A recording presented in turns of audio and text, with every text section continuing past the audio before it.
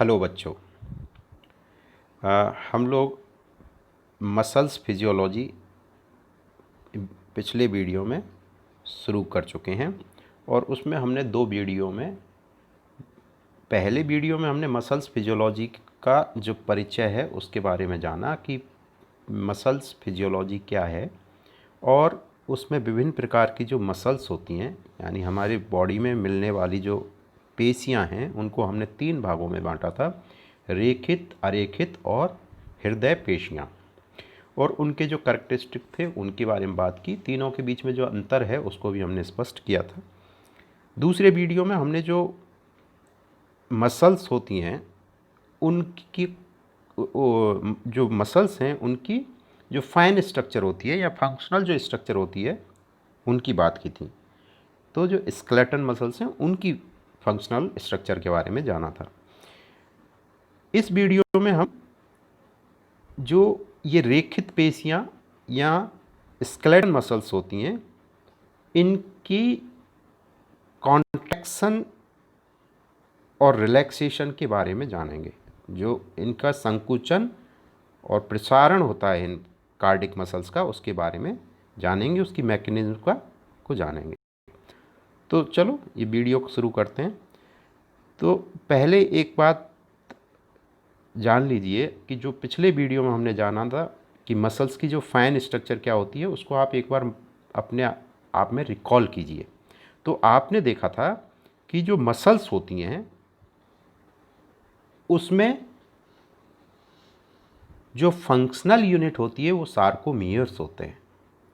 क्या होते हैं? सार्कोमियर्स होते हैं। और जो मसल्स फाइबर होता है वो बहुत सारी प्रोटीन्स का बना हुआ होता है। और जो ये रेखित पेशियां होती हैं इनमें क्या है, एकांतर क्रम में डार्क और हल्के रंग के पट्टियां जैसी दिखाई पड़ती हैं। और ये जो हल्की और डार्क पट्टियां हैं ये उसमें जो प्रोटीन की व्यवस्था है उसकी वजह से होती हैं। जो हल्की पट्टियां हैं उनको हम आइसोट्रोपिक पट्टियां या आई बैंड्स कहते हैं, और जो गहरी पट्टियां हैं या जो डार्क पट्टियां होती हैं उनको हम ए बैंड कहते हैं। दो जेड डिस्क के बीच की जो एक भाग होता है मसल्स फाइबर का उसको हम सार्कोमियर कहते हैं। जो आपका आई बैंड है उसके सेंटर में एक जिगजैग डिस्क होती है जिसको हम जेड डिस्क कहते हैं। तो दो जेड डिस्क के बीच की जो दूरी है वो क्या है? एक सार्कोमियर है। तो मैकेनिज्म ऑफ कॉन्ट्रैक्शन और रिलैक्सेशन ऑफ मसल्स फाइबर को देखते हैं तो हम पाते हैं कि जो मसल्स हैं इनमें एक पावरफुल संकुचन होता है और जिसमें बहुत सारे स्टेप्स कोऑर्डिनेटेड रहते हैं। ये कम से कम तीन हिस्सों में तो हम बांट ही सकते हैं। एक्साइटेशन ऑफ सार्कोलीमा, जैसा कि आप लोग जानते हो जो पेशियां हैं वो तंत्रिका से सीधे नहीं जुड़ी होती है ना। तंत्रिका पेशी के अंदर या जो पेशी कोशिका है उसके अंदर नहीं जाती, उसके बाहर जुड़ी होती है। तो जो आपका पेशी की ऊपर की जो झिल्ली है जिसको हम सार्कोलीमा कहते हैं उसका एक्साइटेशन होता है, यानी उसको कहीं ना कहीं से नर्व्स के द्वारा क्या मिलता है? स्टिमुलस मिलता है, उद्वेग मिलता है। उस उद्वेग मिलने के बाद उस मसल्स फाइबर में संकुचन या कॉन्ट्रैक्शन होता है। कॉन्ट्रैक्शन होने के बाद फिर उसमें क्या होगा? रिलैक्सेशन होगा। तो जो कॉन्ट्रैक्शन की मैकेनिज्म है उसमें पहले जो सार्कोलीमा है या पेशी झिल्ली है, पेशी कोशिका की जो झिल्ली है सार्कोलीमा, उसका एक्साइटेशन, फिर उस पेशी के अंदर संकुचन, और तीसरा उस पेशी के अंदर रिलैक्सेशन। तो ये तीन स्टेप्स कोऑर्डिनेटेडली रिपीटेडली होते रहते हैं। आपने पिछले वीडियो में ये भी जाना कि जो मसल्स फाइबर हैं, जो पेशी तंतु हैं, उनके अंदर थिक फिलामेंट, थिन फिलामेंट और इलास्टिन फिलामेंट 3 प्रकार के पेशी तंतु पाए जाते हैं, फिलामेंट्स पाए जाते हैं। ठीक है, तो जो अब यदि ये माने कि किसके बने होते हैं, ये जो फिलामेंट्स हैं 3 प्रकार के बने होते हैं, 3 प्रकार के इसमें फिलामेंट्स होते हैं। फिलामेंट्स ये प्रोटीन के बने होते हैं, इसलिए इनको क्या कहते हैं, फिलामेंट्स कहते हैं। ये प्रोटीन के जो बहुत सारे मॉलिक्यूल हैं वो मिलके ये फिलामेंट्स बनाते हैं। तो जो मायोफिलामेंट है या पेशी तंतुक है वो 3 तरह के फिलामेंट्स का, एक मोटे तंतुक या थिक फिलामेंट, पतले तंतुक या थिन फिलामेंट और इलास्टिक फिलामेंट, इनसे मिलकर बने होते हैं। तो ओवरऑल यदि आप मसल्स, जो स्केलेटन मसल्स हैं या जो स्ट्रिएटेड मसल्स हैं, उसके भागों की बात करें तो उस मसल्स में सबसे बाहर सार्कोलीमा, फिर उसके अंदर सार्कोप्लाज्म भरा हुआ होता है, उसके अंदर फिब्रिल्स होते हैं जिनको मायोफिब्रिल्स कहते हैं, और माइटोकॉन्ड्रिया या जिनको सार्कोसोम्स कहते हैं वो पाए जाते हैं। इसके अलावा उस पेशी में सार्कोप्लाज्मिक रेटिक्यूलम होती है ना, जैसे एंडोप्लाज्मिक रेटिक्यूलम होती है वैसे ही पेशी के अंदर सार्कोप्लाज्मिक रेटिक्यूलम होती है। और अनुप्रस्थ तंत्र का तंत्र या टी सिस्टम और ट्रांसवर्स ट्यूबुलर सिस्टम पाया जाता है। इसके बाद हम लोग देखते हैं कि जो ये फिलामेंट्स हैं, ये मायोफिलामेंट्स हैं या जो पेशी तंतुक हैं, ये किसके बने होते हैं, बहुत सारी प्रोटीन्स के बने होते हैं। मोटे तौर पर देखें तो जो स्ट्रिएटेड मसल्स हैं, रेखित पेशियां हैं, उनमें मायोसिन 54%, एक्टिन 20 से 25% और ट्रोपोमाइसिन 11% होता है। और कुछ थोड़ी मात्रा और दूसरी ट्रोपोमाइसिन के अलावा एक दूसरी प्रोटीन जैसे ट्रोपोनिन है वो भी पाई जाती है, तो वो कम है। तो मेनली 3 प्रोटीन तो आपको याद रखनी है। मायोसिन प्रोटीन लगभग 54%, एक्टिन प्रोटीन 20 से 25%, ट्रोपोमाइसिन प्रोटीन लगभग 11%। जो थिक फिलामेंट है, ये मोटे तंतुक हैं, ये मायोसिन प्रोटीन्स के बने हुए होते हैं। तो जो मायोफाइब्रल होता है, पेशी तंतुक होता है, उसमें हजारों मोटे और पतले फिलामेंट्स पाए जाते हैं और मेनली इसमें 4 प्रोटीन पाई जाती हैं फिलामेंट्स में, मायोसिन, एक्टिन, ट्रोपोमाइसिन और थोड़ा ट्रोपोनिन। मेनली मायोसिन 54%, एक्टिन 20 से 25% और ट्रोपोमायोसिन लगभग 11%। तो ये 4 प्रोटीन हैं। ठीक है, मायोसिन जो मोटे तंतुक होते हैं, थिक फिलामेंट्स होते हैं, उसका लगभग पूरा भाग बनाता है। ठीक है, बायोकेमिकली और जो फिजिकल स्टडी हैं वो बताती हैं कि जो मायोसिन फाइब्रस प्रोटीन है ये थिक फिलामेंट्स का मुख्य घटक है। मायोसिन अपने आप में क्रिया करती है और दूसरी जो प्रोटीन्स होती हैं उनके साथ क्रिया करती है। एटीपी और जो डाइवेलेंट आयंस होते हैं जैसे कैल्शियम, उनके साथ क्रिया करती है। तो ये क्रियाशील प्रोटीन है।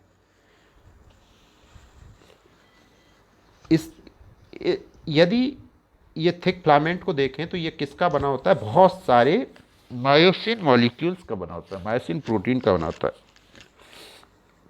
ये आपस में इंटरवेंड होते हैं, यानी आपस में गुथे हुए रहते हैं, गुथकर ये इस तरह की जो संरचनाएं आपके वो बनाते हैं।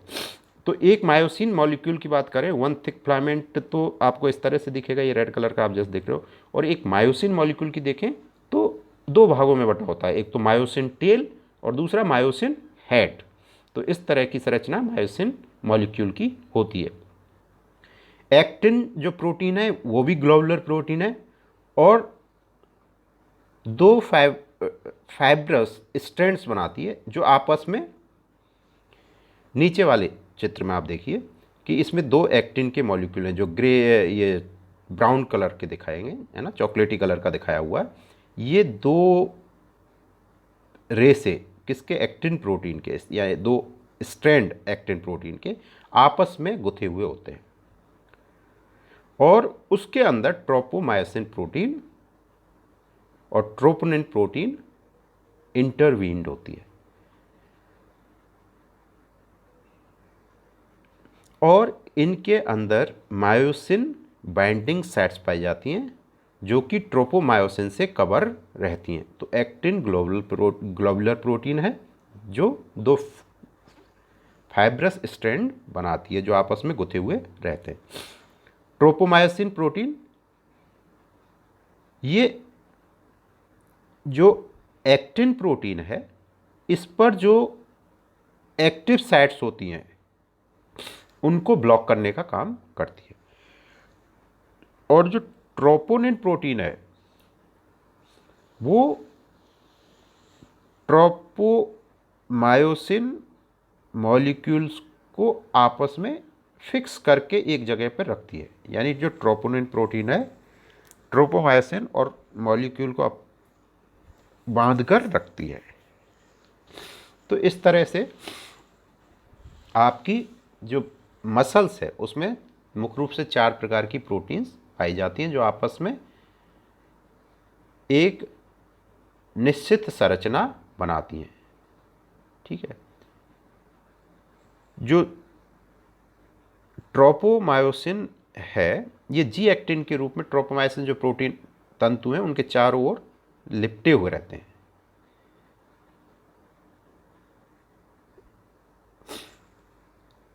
अब आते हैं हम जो मसल्स कॉन्ट्रैक्शन होता है उसमें वास्तव में होता क्या है, यानी physiology of skeletal muscles contraction.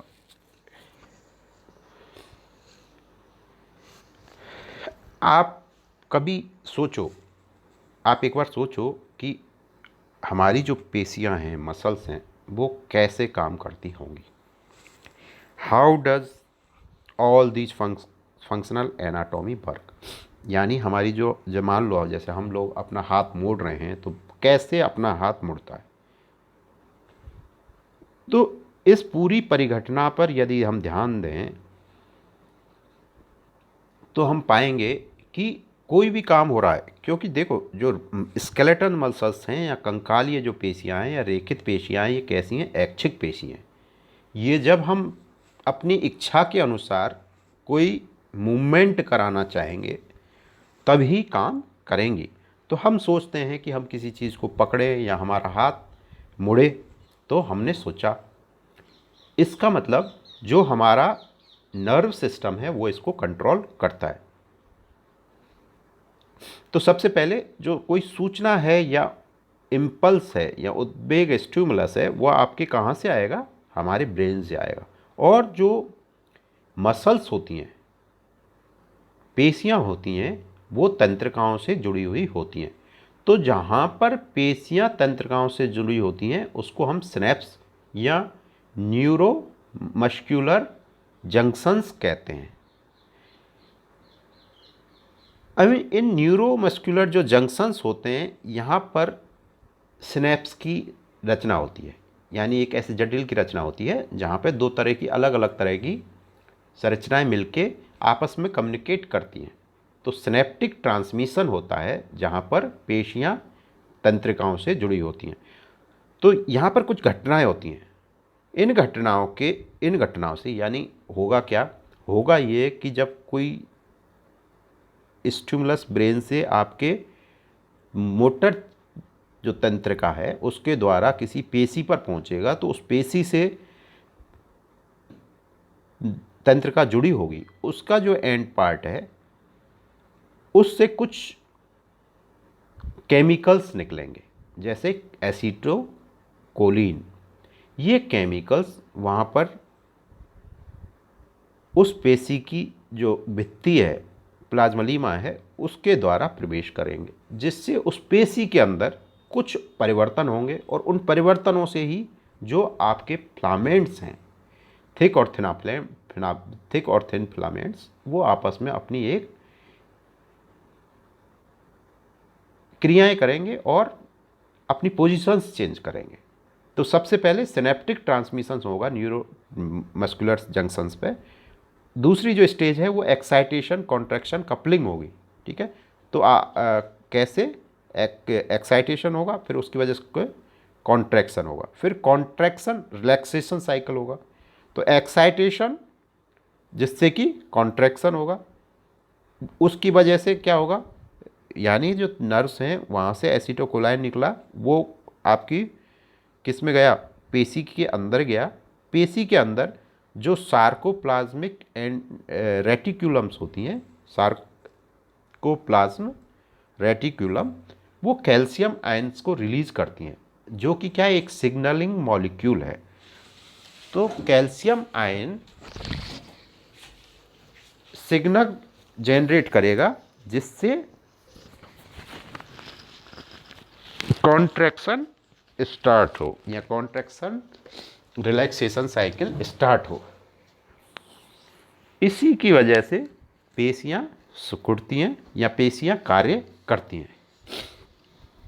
तो ये जो कॉन्ट्रैक्शन रिलैक्सेशन साइकिल है, इससे मसल टिच होगा या स्लाइडिंग जो फिलामेंट थ्योरी है, तो वो बताएगी कि किस तरह से इसमें कॉन्ट्रैक्शन होता है।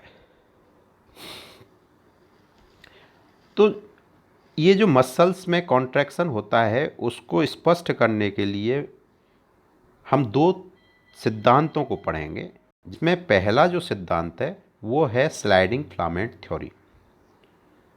कौन सा? Sliding filament theory. Sliding filament theory क्या है? ये जो स्लाइडिंग फिलामेंट थ्योरी है या पेशी तंतुओं के सरकने अथवा सर्पण का सिद्धांत है, इसको सबसे पहले हैंसन और हक्सले ने 1955 में पेशी संकुचन में जो मायोफ्लामेंट्स होते हैं उनका एक दूसरे पर सरकने के सिद्धांत के रूप में दिया। ये सिद्धांत आज भी प्रचलित है और स्वीकृत है। जैसे कि आप जानते हो, जो पेशी संकुचन होता है उसमें दो प्रकार के मायोफ्लामेंट, एक्टिन और मायोसिन की दो प्रकार के मायोफ्लामेंट्स हैं, जो कि एक्टिन और मायोसिन प्रोटीन्स के बने हुए होते हैं। तो जो स्लाइडिंग फिलामेंट थ्योरी है ये बताती है कि जो सार्कोमियर्स हैं वो कैसे छोटे होंगे और जो मायोसिन और एक्टिन तंतु हैं वो आपस में एक दूसरे के ऊपर कैसे स्लाइड करेंगे, सर्पण करेंगे।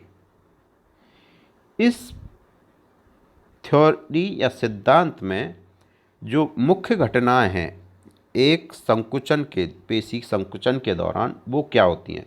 इसमें आप जो पहले फिगर में देख रहे हो, ये आप देख रहे हो, ये जो पहला फिगर ये आप देख रहे हो, ये ओरिजिनल किसी मसल्स का इलेक्ट्रॉन फोटोग्राफ्स है। यहाँ पर ये हल्का बैंड क्या, आई बैंड है, और ये गहरा बैंड है, ये ए बैंड है। ये किसी मसल्स की रिलैक्स स्टेज है। कैसी स्टेज है? रिलैक्स्ड। इसमें क्या होगा, इसमें जब संकुचन शुरू होगा तो जैसा कि आप जानते हो, ये जो थिक फिलामेंट्स होते हैं या मोटे जो तंतु होते हैं, जो कि किसके बने होते हैं? मायोसिन के बने होते हैं, उनमें संकुचन नहीं होता। किस में संकुचन नहीं होता? मायोसिन के जो तंतु हैं उनमें संकुचन नहीं होता। किस में संकुचन होता है? जो थिन फिलामेंट्स हैं। और थिन फिलामेंट किसके बने होते हैं? एक्टिन प्रोटीन के। तो जब स्टिमुलस आता है और जब मसल्स में कॉन्ट्रैक्शन होना होता है तो ये जो थिन फिलामेंट्स हैं इनमें संकुचन होगा। इनमें कैसे होगा? ये इधर की तरफ आएगा और ये इधर की तरफ आएगा। तो इस तरह से इनमें आपस में संकुचन होगा। और अब आप यहाँ देखिए, देखो यहाँ पे क्या है, जो थिन फिलामेंट है उनकी दूरी काफ़ी है और यहाँ कितनी हो गई? ये कम हो गई। क्यों कम हो गई? ये दूरी कितनी ज़्यादा है, ये जब रिलैक्सेशन ये कम हो गई। तो इसके अंदर क्या हुआ, जो ये थिन फिलामेंट हैं ये आपस में अंदर की तरफ, सेंटर की तरफ खिसके। तो जो एच बैंड और आई बैंड हैं, एच बैंड और जो आई बैंड हैं वो क्या होंगे, छोटे होंगे। और जो जोन ऑफ ओवरलैप है वो क्या होगा, बड़ा होगा। जेड लाइन आपकी, ये क्या है, आपकी जेड लाइन है, ये कौन सी है, ये जेड लाइन है। ये कहाँ की तरफ मूव करेगी, अंदर की तरफ। तो दो जो जेड लाइन है, ये भी जेड लाइन है, ये भी अंदर की, तो ये दो जेड लाइन्स अंदर की तरफ या आपस में एक दूसरे के पास मूव करेंगी।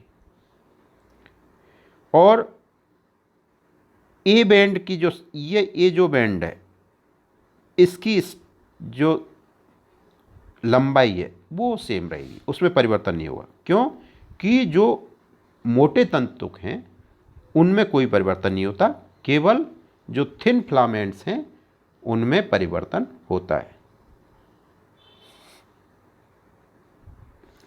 तो पेशी संकुचन के समय दो प्रकार के जो मायोफिलामेंट हैं एक दूसरे के ऊपर सरकते हैं, और उसमें मुख्य रूप से जो घटनाएं होती हैं, सरकने के समय पेशी जो संकुचन है, जेड रेखाएं आपस में पास आ जाती हैं। क्या होता है, जो जेड लाइन्स हैं वो आपस में पास आ जाएंगी। ये देखिए, ये जगह कम हो जाएगी, जगह कम हो जाएगी, तो ये आपस में क्या हो जाएंगी, पास आ जाएंगी। तो स्लाइडिंग के समय या मसल्स कॉन्ट्रैक्शन के समय जेड लाइन्स पास आ जाती हैं, अर्थात जो सार्कोमियर्स हैं वो छोटे हो जाते हैं। संकुचन के दौरान आई या जो हल्की पट्टियां हैं या आइसोट्रॉपिक जो बैंड्स हैं वो भी छोटे हो जाते हैं। ठीक है, ये क्या है, आई बैंड है, ये क्या है, आई बैंड है। ये कैसा हो जाएगा, छोटा हो जाएगा। ये कैसा हो जाएगा, छोटा हो जाएगा। तो संकुचन के समय आई बैंड या आइसोट्रॉपिक जो बैंड्स हैं वो छोटे हो जाते हैं।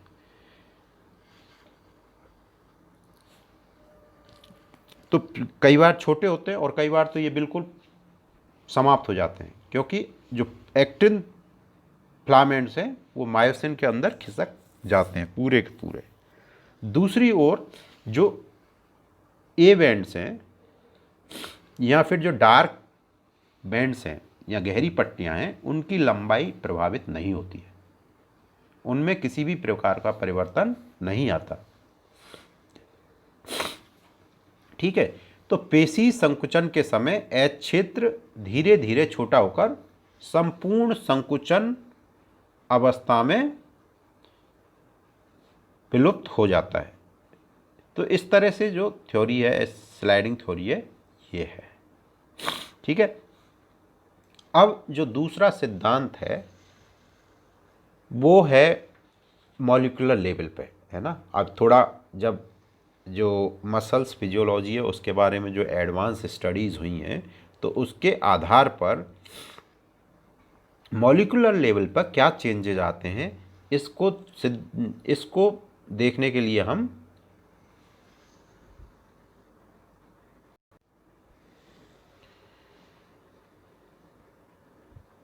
तो ये जो स्लाइडिंग फिलामेंट थ्योरी है इसको मॉलिक्यूलर लेवल पे देखें, या एक कई बार दूसरा नाम दे देते हैं इस सिद्धांत को, molecular theory of muscles contraction.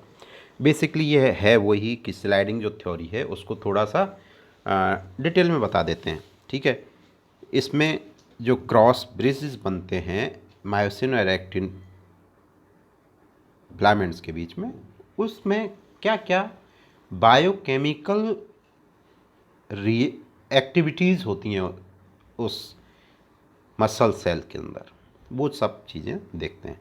तो जो मसल कॉन्ट्रैक्शन है उसमें सबसे पहले उत्तेजना या एक्साइटेशन तंत्रिका आवेग आएगा, जो तंत्रिका कोशिका से होती हुई जो तंत्रिका पेशी युग्मानुबंधन है या जो न्यूरो मस्क्यूलर जंक्शंस है, वहाँ पर एक उत्तेजना आवेग इम्पल्स पहुँचेगा। उस आवेग से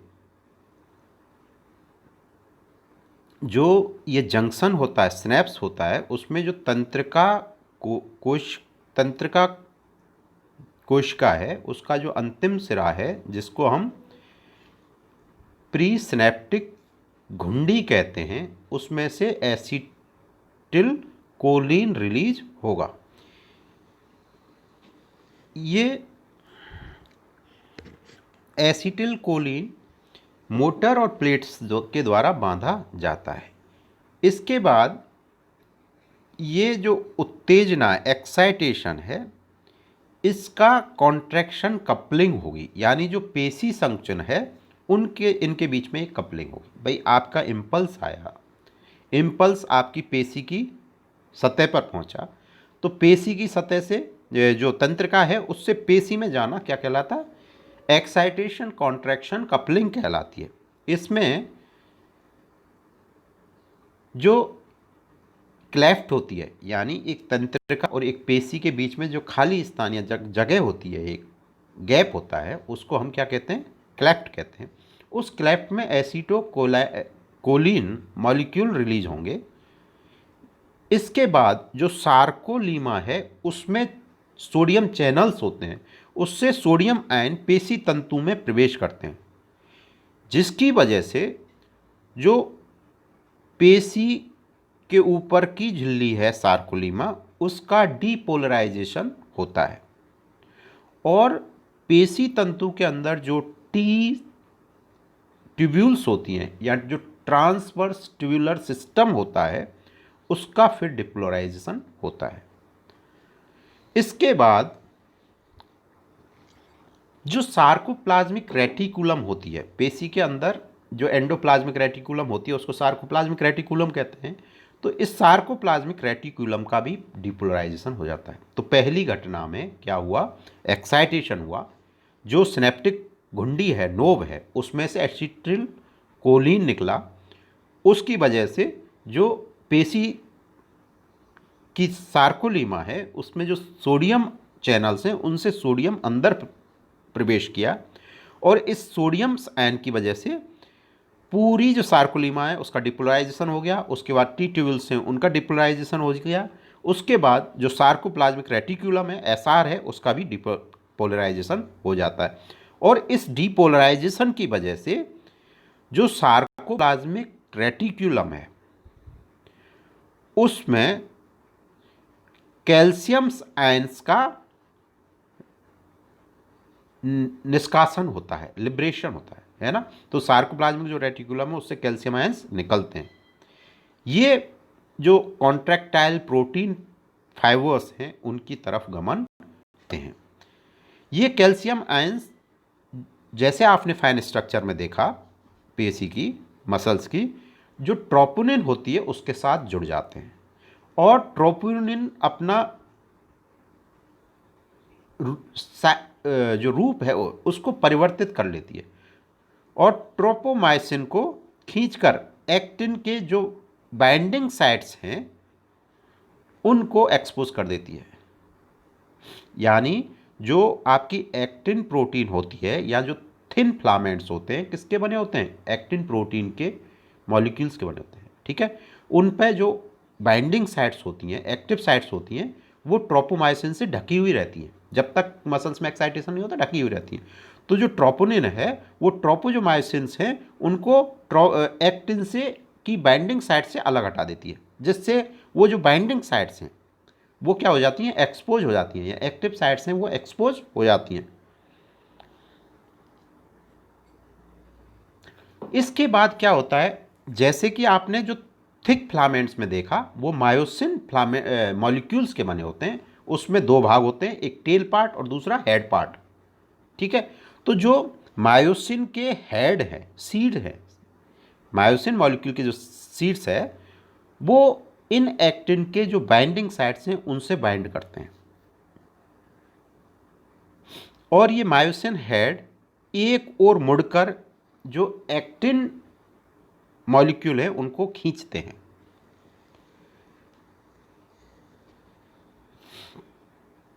तो जो मायोसिन सीड्स है उसके एटीपी बाइंडिंग जो साइट्स हैं वो एक्सपोज आते हैं, जिससे एटीपी जुड़ जाता है। तो जो पेशी के अंदर संकुचन की क्रिया होती है, कॉन्ट्रैक्शन की क्रिया होती है, उसमें एनर्जी जो है वो एटीपी मॉलिक्यूल से प्राप्त होती है। तो इस पूरी घटना को यदि पिक्टोरियल रूप में देखें तो आप इस फिगर को ढंग से समझिए क्या हो रहा है। देखिए की मॉलिक्यूल क्या है, कैल्शियम आयन्स हैं। जो सार्कोप्लाज्मिक रेटिक्यूलम है उससे कैल्शियम आयन जो रिलीज होते हैं वो की मॉलिक्यूल्स हैं, ठीक है। और जो मायोसिन हेड हैं, जैसे आप यहाँ पे देख रहे हो क्या है, मायोसिन हेड हैं, इनसे एटीपी बाइंड करके हाइड्रोलाइज होगा, यानी एटीपी किस में कन्वर्ट हो जाएगा, एडीपी में प्लस फॉस्फेट, ठीक है, पायरोफॉस्फेट या पीआई उसमें, यानी एटीपी का हाइड्रोलिसिस होगा और एनर्जी निकलेगी। तो जो मायोसिन हेड है ये रीऑर्गेनाइज होगा और रीओरिएंटेड होके किससे बाइंड करेगा, एक्टिन जो प्रोटीन है उससे बाइंड करेगा, ठीक है। तो दूसरे स्टेप में देख रहे हो कि जो आपका ये मायोसिन हेड है वो किससे बाइंड कर गया, एक्टिन से बाइंड कर गया, एक्टिन प्रोटीन से बाइंड कर गया। और ये मायोसिन और एक्टिन के बाइंड करने से क्या बना, क्रॉस ब्रिज बने, क्रॉस ब्रिजेस बने। जितने भी मायोसिन मॉलिक्यूल्स हैं वो एक्टिन से बाइंड कर जाएंगे, जुड़ जाएंगे और क्या बनेंगे, क्रॉस ब्रिज बनेंगे। उसके बाद क्या होगा, ये जो मायोसिन क्रॉस ब्रिज हैं इनके जो हेड हैं वो आगे की तरफ मुड़ेंगे, ठीक है। मायोसिन क्रॉस ब्रिज रोटेट करेंगे, या जो सेंटर है आपका, जो ए बैंड है उसका जो सेंटर है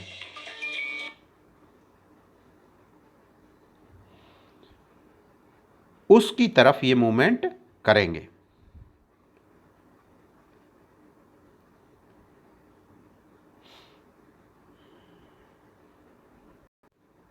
तो ये जो क्रॉस ब्रिज हैं ये कहाँ की तरफ, जो ए बैंड के सेंटर की तरफ मूव करेंगे। इसके बाद जो मायोसिन हेड हैं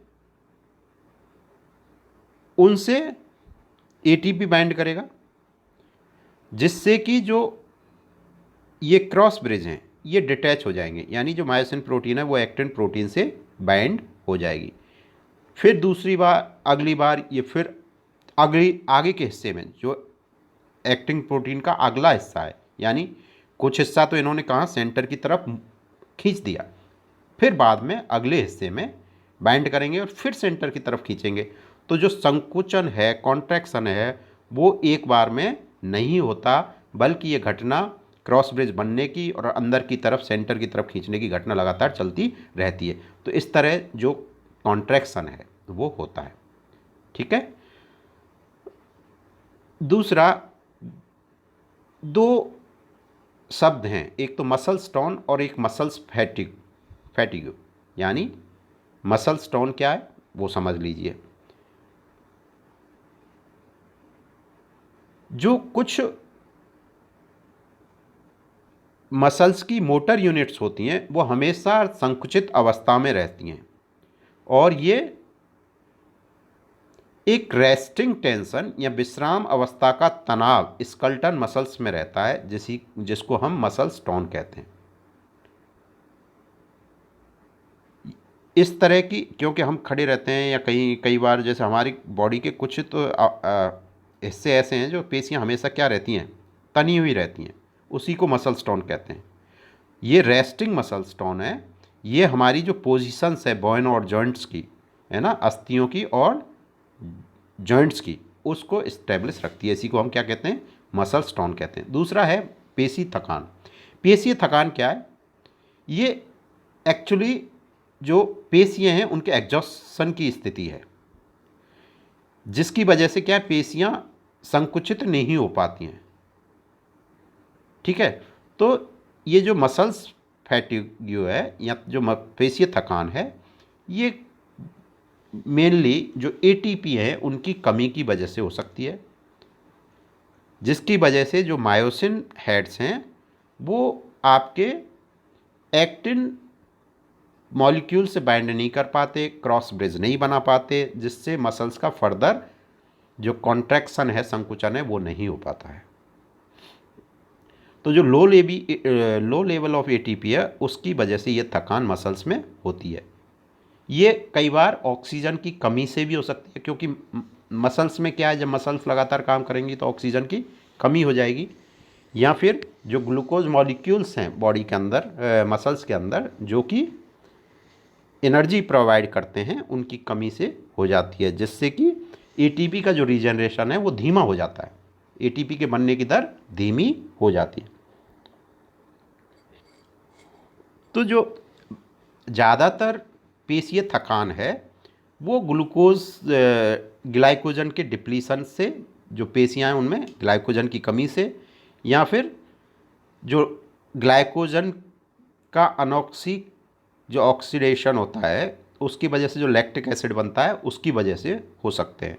यानी जो पेशियाँ हैं उनमें क्या लैक्टिक एसिड बनता है या दूसरे मेटाबॉलिक जो वेस्ट बनते हैं, उनका प्रोडक्शन बहुत ज़्यादा हो जाए तो भी ये फिजियोलॉजिकल फैटिग हो सकती है, मसल्स पेशीय थकान हो सकती है। थैंक यू बच्चों, वीडियो को ढंग से कई बार देखो, जिससे कि ये सब कुछ अच्छे से आपको समझ में आए। अगले वीडियो में हम अगला टॉपिक डिस्कस करेंगे। Thank you.